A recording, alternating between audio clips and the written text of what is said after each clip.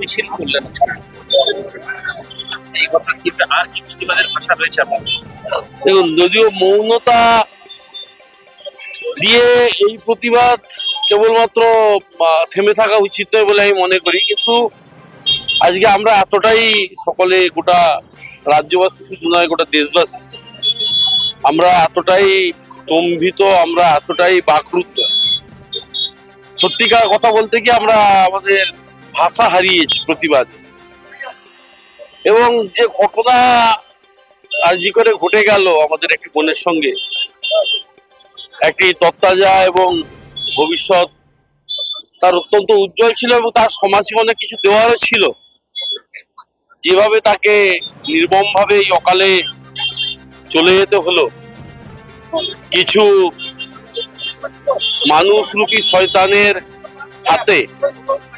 কিছু আমি এই কারণেই বলছি, আমার ব্যক্তিগতভাবে এটা বিশ্বাস, আমি অন্য কোনো কিছু রেফারেন্স এখানে করছি না, কেবলমাত্র একজনের দ্বারা এই জিনিস ঘটতে পারে না, এটুকু আমার সাধারণ ধারণা। তো তারা যেভাবে এই নক্কারজনক ঘটনা ঘটিয়েছে, সেখানে আমরা সত্যিই আমাদের ভাষা হারিয়েছি।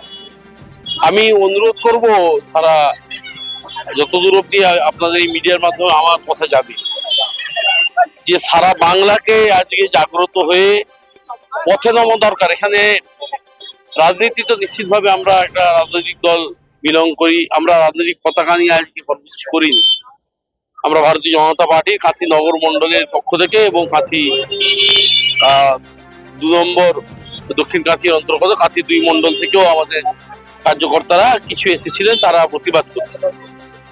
কিন্তু আমি আহ্বান করব গোটা রাজ্যবাসীকে এর প্রতিবাদে মুখর হতে হবে। সকলকে দরকারে যে যার মতো করে, কোনো রাজনৈতিক পতাকা না নিয়েও মানুষের প্রতিবাদের ঝড় ওঠা দরকার আছে।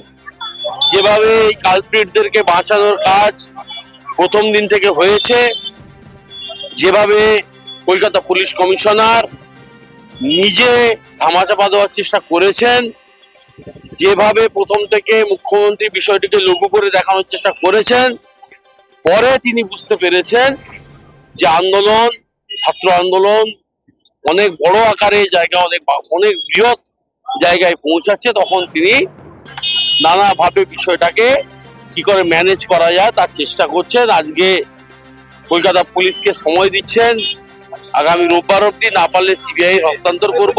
শেষ পর্যন্ত সিবিআই দ্বারস্থ হতে হচ্ছে? না, সিবিআই দ্বারস্থ এক্ষুনি ইমিডিয়েট হতে হবে। আমরা দাবি জানাবো ইমিডিয়েট সিবিআই দ্বারস্থ হতে হবে। এবং যেভাবে ওখানকার অধ্যক্ষ তিনি প্রথম দিন, ঘটনার পরের দিন সকালবেলা যেভাবে আমাদের এই মেয়েটি, আমাদের বোনটির সম্পর্কে যেভাবে কথা বলছিলেন, যে অত রাত্রে কেন থাকবে, অত রাত্রে সেমিনার হলে কেন যাবে, তার বিরুদ্ধে তদন্ত হওয়া, তাকে বরখাস্ত করা এবং তার সর্বোচ্চ শাস্তির ব্যবস্থা করা, কারণ এরাও এই ঘটনার একটা অঙ্গ বলে আমরা মনে করছি।